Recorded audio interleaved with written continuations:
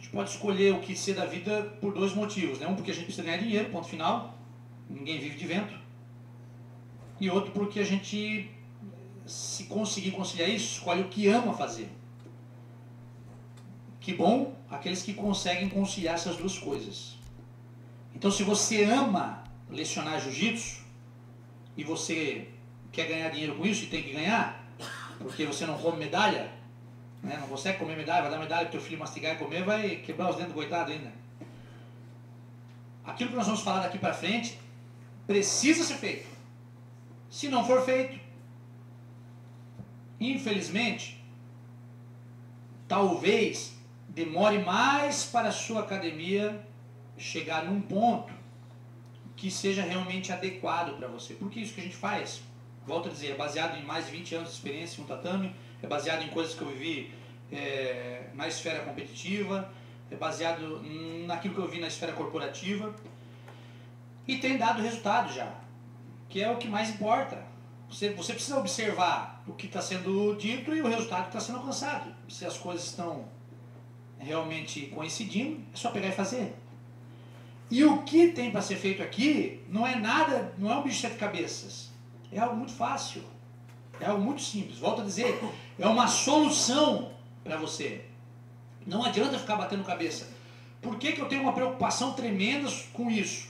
Isso está baseado para mim no jiu-jitsu com propósito. Porque eu quero que professores que tenham escolhido viver do jiu-jitsu vivam e vivam bem do jiu-jitsu. Eu não admito um cara falar assim, pô, eu sou apaixonado por dar aula de jiu-jitsu, o cara está contribuindo para a vida de um monte de gente. Eu não admito esse cara passar dificuldade. Não admito isso. Eu não admito esse cara ter que sair daqui do Brasil e ser valorizado lá nos Emirados Árabes, no outro lado do país, do mundo, pô. Para chegar lá e ter que ter um bom salário, e ter que ter um bom estilo de vida. Eu não admito isso. Nós temos a capacidade de realmente, se amamos o jiu-jitsu, viver bem daquilo que escolhemos fazer. Porém, a gente precisa fazer o dever de casa. O dever de casa é bem simples. Então, vocês elencaram de vocês aí, show de bola, parabéns. Vamos ver aí, vocês mesmos vão poder tirar essa conclusão, né? O que bateu, o que não bateu. E agora eu vou passar a falar sobre as questões metodológicas, nossas soluções metodológicas, e explicar o porquê que elas existem realmente. Se puder avançar lá, Sandro. A primeira situação que é determinante é o nosso relógio de aula. Isso aqui é determinante. Você não pode jamais atrasar o início de uma aula ou o encerramento dela. Quando eu atraso o início da aula ou o encerramento dela, eu estou dizendo para o meu aluno que o tempo dele não é tão importante quanto o meu tempo. E essa é a pior mensagem que você pode passar para uma pessoa, porque não há nada mais valioso na vida do que o tempo. Além disso, da questão da pontualidade, o nosso relógio de aula, ele foi criado para utilizar a 1 hora da vida daquela pessoa da melhor forma possível. São 5 minutos de aquecimento. Quem aqui treinou jiu-jitsu na década de 90? Murilão lá atrás, Zé Rocha, 3. Vocês vão lembrar muito bem, até para trás, né? Mas, pra trás. Vocês vão lembrar muito bem que os aquecimentos tinham 30, 40 minutos, quando não era 1 hora, as aulas tinham 2 horas. O aquecimento, teve uma época, Murilão, não sei se tu vai lembrar dessa época, e nada contra, eu acho que é incrível, né? Teve uma época que juntou-se a ginástica natural do Álvaro no aquecimento do jiu-jitsu. Então, cara, tu ficava 30, 40 minutos andando de macaco, andava de calango, daqui a pouco tinha andado de tigre de costa, tigre de lado, tigre de frente. Cara, eu tava mais para um zoológico do que para uma aula de jiu-jitsu, a verdade é essa. O exercício é bom, eu entendo isso. Mas o nome do momento da aula é aquecimento, não é preparação física. Preparação física seria um momento à parte, caso o aluno quisesse fazer aquilo. Quando eu gasto 30, 40, 50 minutos para ficar fazendo aquecimento, eu estou realmente fazendo algo que não se propõe ao que o nome fala. Aquecimento, só aquecer, só dar o start inicial no bobo do cara, dar uma aceleradinha no coração, para a próxima parte da aula, que ele vai também continuar aquecendo, que é a aula que vai de 13 a 15 minutos, que é a parte da técnica, onde ele vai continuar aquecendo de forma específica. Porque quando eu estou, por exemplo, treinando no armlock, eu continuo em movimento, eu continuo me aquecendo de forma específica. E aí sobra 40 minutos da aula para lutar mesmo. Que para mim é onde o jiu-jitsu se desenvolve. O jiu-jitsu sempre se desenvolveu de forma instintiva. Pode falar o que quiser. Só pega a história, senta um pouquinho e estuda. Carlos Gracie ficou 2 anos com o japonês. Em 2 anos ele aprendeu jiu-jitsu? Não. Aprendeu jiu-jitsu em 2 anos? Não aprende jiu-jitsu em 2 anos, pô. Mas lutou, ensinou um, ensinou outro, foram lutando, foram aprendendo de forma instintiva. Por quê? Porque o jiu-jitsu é muito complexo. Não tem como eu pegar o Ramon hoje aqui, por exemplo, passar 10, sei lá, ele começou hoje o jiu-jitsu, eu vou passar 10 posições de jiu-jitsu para ele.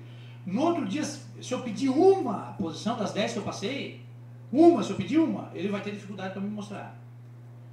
Porque ele é muito vivencial, ele é muito, sabe, tem coisas, todo mundo que pratica jiu-jitsu aqui provavelmente vai ter isso, coisas que você nem treinou, não foi ensinado para você, mas você desenvolve de forma adequada.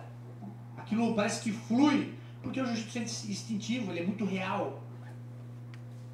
Então, dentro da 7, o relógio de aula é incrível, porque a maior parte da nossa aula está destinada para o momento da luta, que obviamente tem que ser feito de forma adequada e controlada, mas que se o cara não segue, ele está prejudicando a escola dele.